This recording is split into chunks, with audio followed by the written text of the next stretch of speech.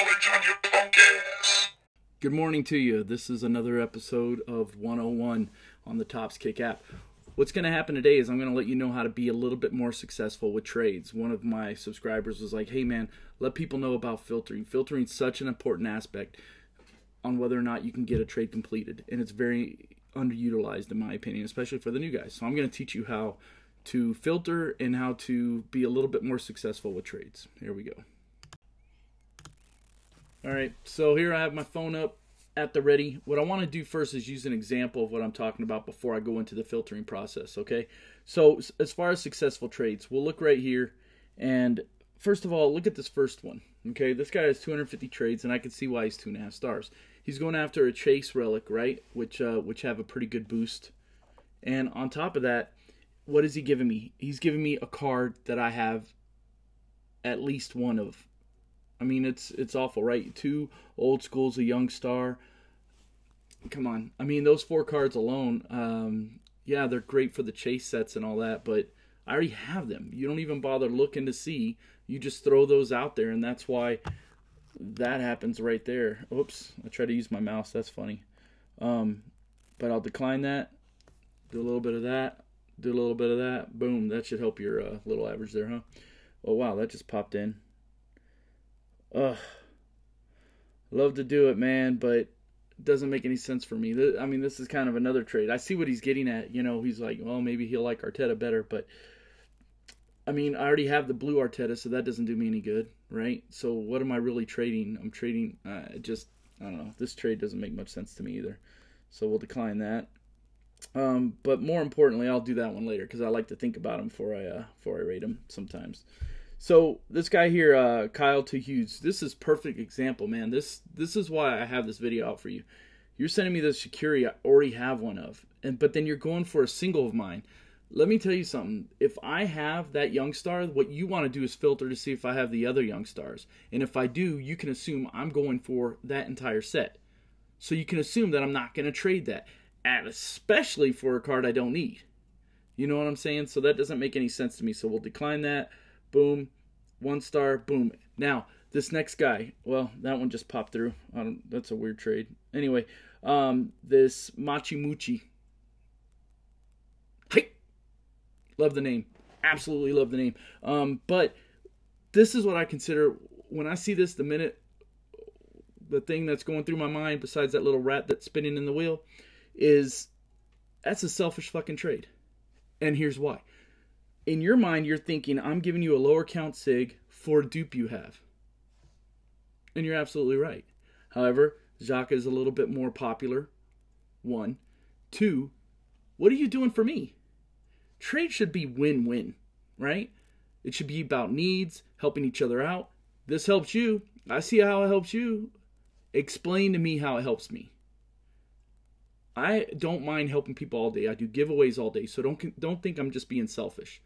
But when I see that, that's what I think immediately. You're looking out for yourself, but you're not helping me any. I've made trades like this before, but you know what I do?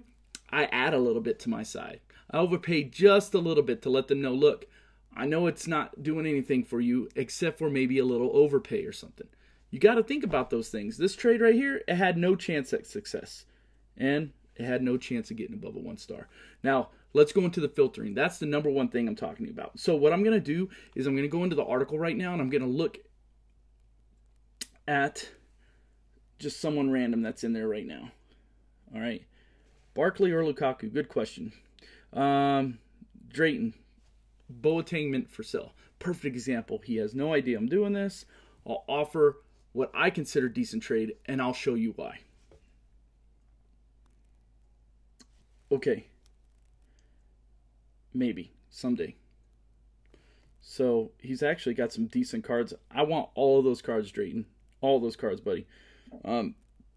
Let's see. What I'm going to do is I'm going to put, obviously, the card I need. So, what do I want to do? I want to filter. Your filter is those double arrows right there that you see going up and down. And, of course, everyone has that lag, right? I always do parallel. That's just me. But what you want to do is scroll down to the bottom. Cards they need. That's the number one key to trying to get a trade made, is make sure that they need the card. If they don't need the card, and if you don't use that filter, you see they have 20 of a card, why send them that offer? It doesn't make any sense, right? So you want to filter it. What do they need? So what's big right now? Every one of you Milky Lickers are using on-forms as cash. It's ridiculous, but whatever. I had actually got turned down a single on-form for a Hazard Holly. Now, I know Hazard got hurt, but I believe he's coming back. But the Holly's a lower card count and a higher boost. That should be my what the fuck of the week, honestly. But let's go back into this. All right, so I'm filtering. So what I want to do is go on forms. All right, boom, look at that. People use those as cash, right? I'm going to offer them 2 on forms. Not 1, I'm going to offer him 2. Some people consider that an overpay, whatever. We'll see if he takes it. I'll give him 2 on forms. 2 on forms are supposed to equal silver game changer, which is bullshit. Whoever made that fucking rule. 50 count silver game changer De Bruyne. You send me 2, I'll give you 1 fucking star. Come on. Anyway, I'm going to give him 2. Obviously not the Heller, right? Because that's a higher count on form. But I'm going to give him those 2 guys right there. And we'll see what he says. I'll send him to him. And it's probably an overpay on my part. I get that. But I don't use on forms as cash. What I'm looking at is 2,000 count cards or so. 999 count, whatever the hell they are. And I'm going for a card that's probably going to be under a 500 count. I'm a collector. I'm not a chaser. I get it. But we'll see what he says. That'll be interesting to see. And it'll be nice if he does it during this video. Well, is he? Hopefully he's not in my ignored pile. And Drayton, thank you. You proved a perfect example for me. It couldn't have happened any better. I appreciate you. I overpaid like a motherfucker. I get that. But he needed them. I needed that. Win-win situation. I didn't mind overpay. I know a lot of you guys can't afford to overpay like that. I get that. You know, people help me out all the time, and I appreciate every single one of you that help me out. Truly, from the bottom of my heart, I do. But this is just an example of filtering, finding out what they need. I already knew what I needed, right?